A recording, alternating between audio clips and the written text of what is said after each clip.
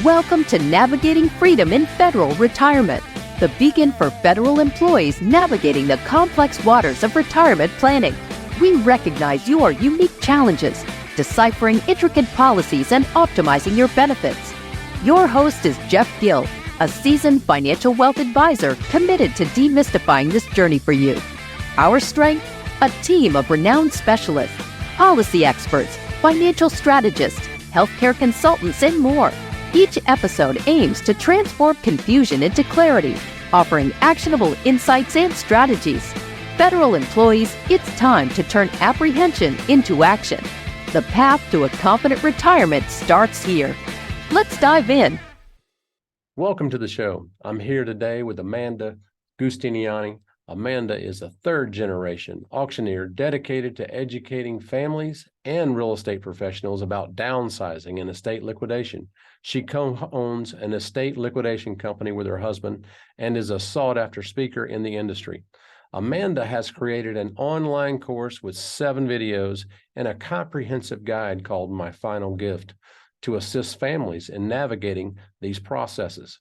Visit liquidationlifeguards.com for her resources and unmatched expertise in helping families and professionals make informed decisions. Amanda, may I ask, many of the retirees facing the challenges of downsizing their homes, can you share some creative strategies for making this transition more enjoyable and less stressful in their lives? Absolutely. So first of all, know that you're not alone. There's a bunch of people trying to accomplish that same goal. You have resources out there. An excellent tool. There is a group of people called Senior Move Managers, and they specialize in helping people with downsizing, estate liquidation. They do mostly downsizing, but it can be as granular as you need, as far as they will help you pack and decide every single item, and they'll help you unpack on the other end. If you're not moving, they'll help you sort through your collections and decide what you need to keep and what you don't. So that's an excellent resource. You can also do the same thing with auction companies or estate sale companies. They typically won't help you make those granular decisions, but they are an excellent resource to liquidate items. I tell people, you have cash hiding in your closet and you don't even know it, because people buy all kinds of stuff. My biggest advice is there's a time to donate and there's a time to throw away, but that's not on the front end. That's on the back end. A lot of people want to feel busy and feel like they're doing something, so they'll start donating. The Marie Kondo method, if it doesn't bring you joy, let it go. Right. And that's fine, but it can bring you revenue. So try to sell it first. And then if it doesn't sell, you can donate it and someone else will find it and make use of it. But don't do it on the front end. You might have a really nice vacation in cash there hiding, right? Absolutely. Right. The final gift sounds like a very valuable resource for end-of-life planning. Can you provide some real-life examples on how it's been eased the burden in the families during these challenging times? Absolutely, because a lot of people, even people who feel like they have a plan in place and they feel like they've articulated that plan to their family, a lot of times it's written down, but there's tangible things that an executor needs. So, they need your discharge papers. If you were in the military, they need those things. So just having it written down doesn't help as much as you think it does. So with My Final Gift, we were super diligent about making sure those pouches stayed in there so that all of that information is at your fingertips. I've met with a lot of families that were looking for very specific things and they couldn't find them. So then, they trusted me enough and said, hey, if you come across this, I desperately need it. So I thought there has to be a solution for these families so that it's all in one place. It's easy to manage. You can take it, even if you evacuate in a natural disaster of some kind, you can just pick it up and take it with you. But it has very detailed information. So for example, we work with families that they're like, my dad has a storage unit. I know what facility it is, but I don't have all my paperwork in line to be able to go to that facility and say, hey, what unit is it? I don't know where the key is for it. So if you have those kind of offsite storage things, where is it? How does your children gain access to it? All of those kind of things are super important. There's places for passwords. You don't think about how many videos or pictures you have on your phone. Right. Your family wants access to those, but if they don't know your password, they can't call Apple and Apple give it to them. They will not do any of that. So, it's important that your family have access to all of that stuff and that it's manageable. And then down, I was 32 when my mother passed away, and she had a terminal illness. So we had all of these discussions. So I knew what she wanted. I knew, everything she wanted to happen. And that's important to honor that person. But it's also important to know all of the assets you have and everything that they need to know. If you have a rental property, okay, where's the spare keys to those rental properties? Right. All that kind of stuff. So it's nice to have it in one place. Excellent. Excellent. For retirees who have accumulated, like myself, a lifetime of possessions, what advice do you have to help them start the downsizing process and decide what to keep and what to let go of? Yeah. So I would definitely decide, what you want to keep, what you're not ready to let go of yet. And then have a conversation with your family about, what are you interested in? What would you like? It doesn't have to be about death and dying. Just, okay, this is my legacy. This is what I have. Are you interested in any of it? Or should I liquidate it? Have that discussion first. Don't be offended if they're not interested in it. My dad was really upset because what he wanted me to take of my mother's and what I wanted of my mother's were very different things. He wanted me to take this large secretary. I wanted the Pyrex bowl that she made brownies in when I was a kid, So talk to your family about that. Also keep in mind, if you have collections of items, a large collection of anything, if it's presented for sale all at one time, brings the value of all of it down, because supply and demand comes into play. Another thing to remember is, if it was marketed for the act of collecting and produced for that, typically does not maintain or hold its value, because there's just too many produced, unless it specifically was produced in short runs and that ahead of time. The things that are most collectible were never intended to be collected. They were intended to be played with, your childhood toys. They were intended to be used and then moved on. Those things in really good condition go for a lot of money now. So definitely keep those things in mind. A good general rule of thumb with collectibles is, if you can get 30% of what you paid for it, you've done well. You also have to understand, so baby boomers, when their parents were clearing house, they just absorbed all of their family's things. There were more children in each family, less stuff. Well, now you guys have less children and a lot more stuff. Right. So supply and demand came into effect in, the 90s, where, oh goodness, there's a lot of us and a little bit of stuff. So we're going to fight for it and we're going to pay top dollar for it. Whereas now you're all getting rid of the same type of items.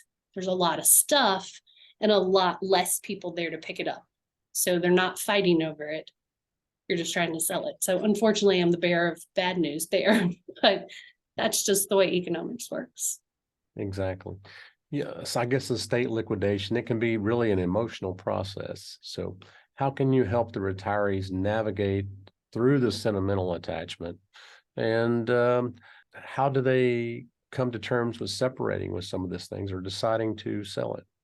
So I think that's on a person by person basis, and you have to decide what is most important to you. We fill the space we occupy as far as where we live. If you live in a smaller home, you're going to fill it. If you live in a bigger home, you're going to fill it. What I don't advise for them to do is, because of emotional, stakes, just don't rent a storage unit and put it there just because you need to hold on to it for whatever reason you believe. Because inevitably people call someone like me, whether it's your children or yourself, and you're like, this stuff has been in storage for 10 years. I need to let go of this. Will you come sell it? There's nothing in that storage unit 9 times out of 10 that will equal the value of the storage that's been paid on it.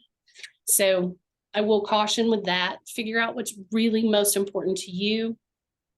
Figure out what your family's interested in, and then find a liquidator in your area, be an auction company or an estate liquidator, and let them help you sort through that process and decide, okay, these are the things we should go ahead and let go of.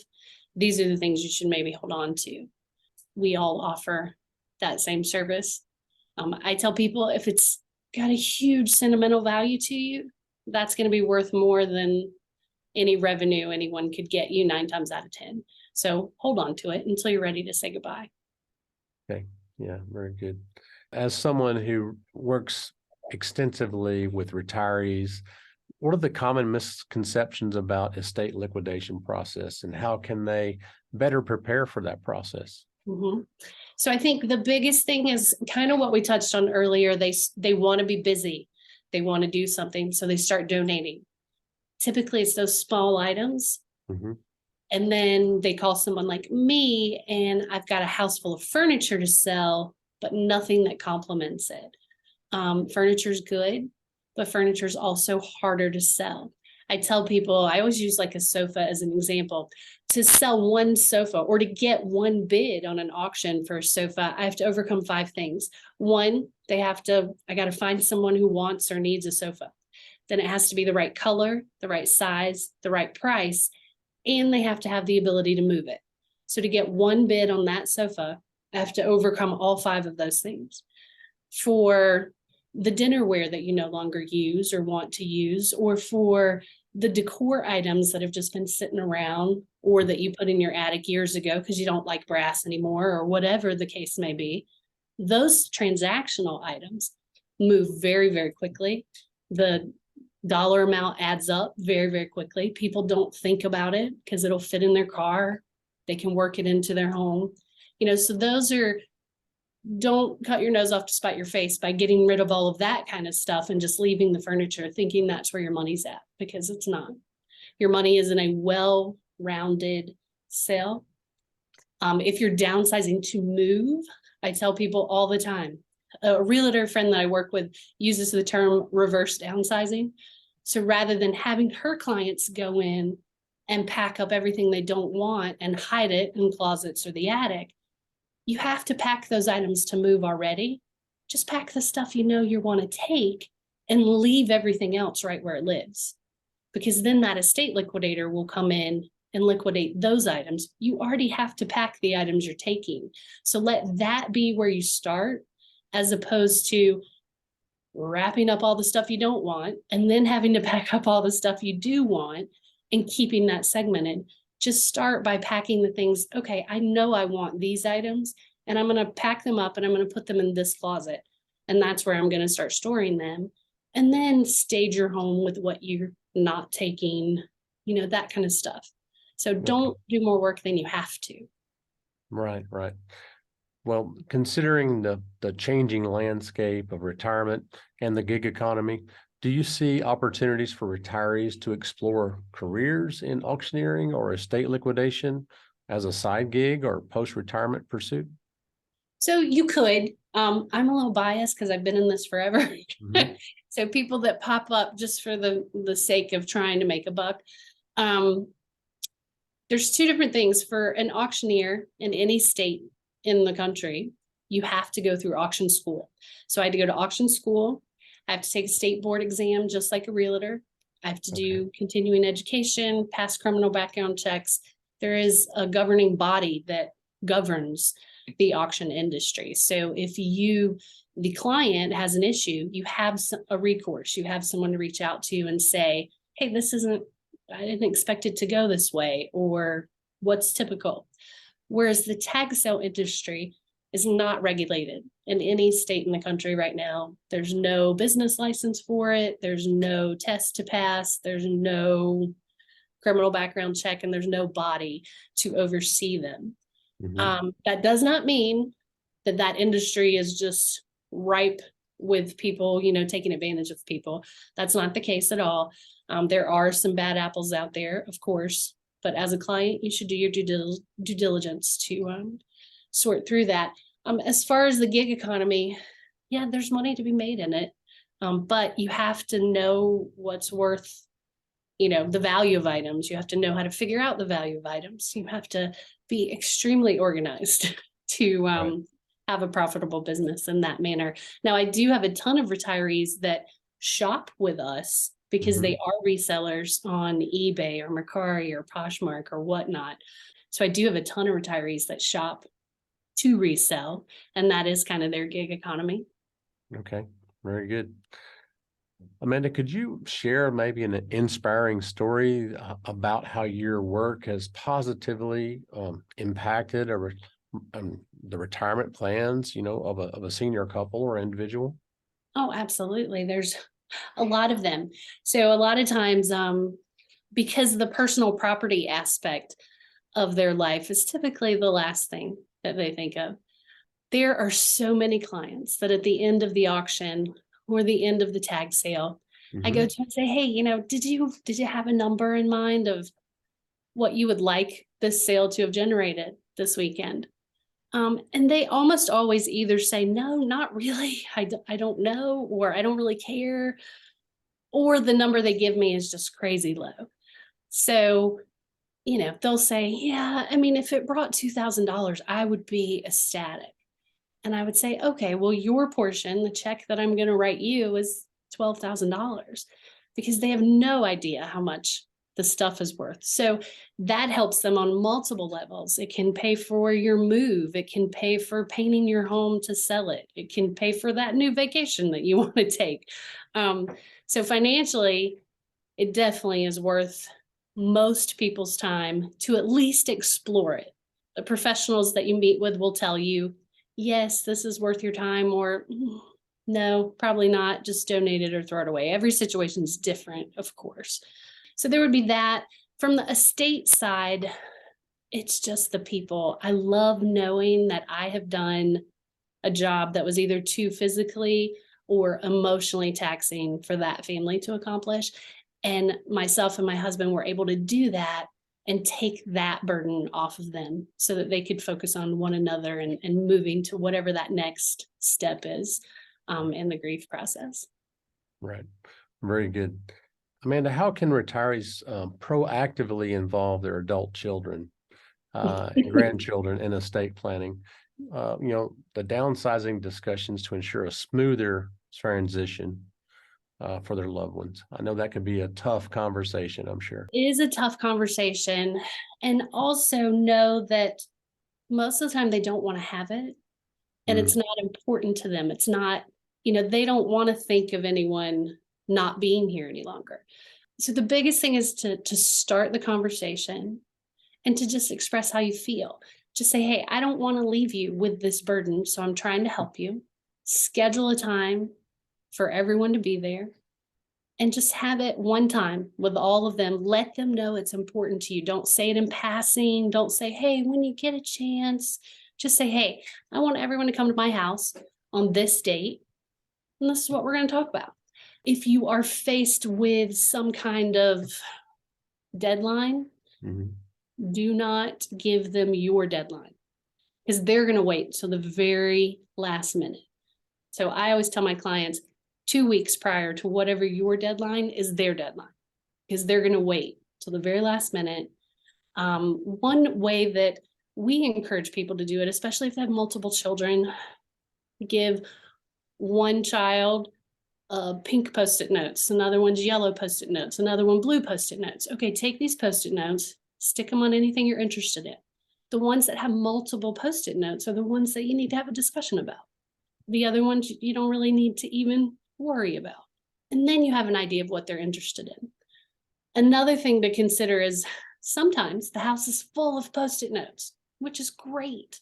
But when it comes time to do the work and to move those items, the Post-it notes disappear. So don't take it personally, but you have to start that conversation. You kind of have to encourage them, because again, they're in their own world. They have their children. They've got, busy lives. It doesn't mean they're not interested. They just don't want to think about it. But you have to press hey, this is really important to me. Can we at least just sit down and talk about it? And that's the only way to start the process. Excellent. Amanda, for retirees that may be interested in attending an estate sale or auctions, what tips could you offer them to make this an enjoyable experience and possibly potentially profitable? Yeah, so we're talking about attending, not hosting, correct? Correct. Attending. Okay. So attending, they're different. For auctions, the pandemic changed everything. There's very few live auctions anymore. Most of them have gone to online auctions. So you can find those just from your computer and scroll through them. There is a website called auctionzip.com. And that's just zip like your zip code. You put in your zip code, it's going to give you every auction near you, both online and in person. Okay. If it is an estate sale, that's a completely different process. And every company runs it differently. So a lot of times, you stand in line, there's an opening time, you stand in line or put your name on a list, or you go early and get a number, and then you walk through the home and make your purchases. Discount days are typically the last day of whatever weekend that they're running. You can find estate sales in your area on two different websites. One is estatesales.net and the other one is estatesales.org. So you're going to find different parts of the country. There'll be a much larger .org presence. And then, in a different state, .net will be a much larger presence. So just kind of look on either one of them. You can also look there if you want to hire a company. A lot of them have, hire a company, click here, and it'll give you a list of all the companies that service your area. And then you can go through and pick who you want to talk to. I encourage minimum of 3 people. Talk to 3 people. Because you haven't done this before, you need to know what you're comparing. If at any point in the process, you're like, I don't get a good feeling about that person, they didn't directly answer my question, just say next and go to the next person. Also realize on some of those websites, they're listed as like gold, silver, and bronze companies. If it does not tell you this is a merit-based list, then it's not. 9 times out of 10, it's a marketing thing. So we pay to be gold. That does not mean a gold company is necessarily better than a silver or a bronze company. So keep that in mind. Very good. Very good. I just want to say how interesting it's been having you here today, Amanda. And I want to thank you. And it's valuable information for my audience. Super. Well, thanks for having me. And hopefully if you go to liquidationlifeguards.com, you can check out lots of other information and find my final gift binder system there as well. Perfect. You've been listening to Navigating Freedom in Federal Retirement. We'll see you again next week for another episode. This concludes another episode of Navigating Freedom in Federal Retirement podcast. As federal employees, your retirement journey is unique, and we're here to guide you every step of the way. With host Jeff Gill and our lineup of experts, we aim to bring clarity to your path ahead. If you found value in today's conversation, please share it with a fellow federal employee. Remember to subscribe for continued insights. Until next time, here's to your informed and bright retirement future.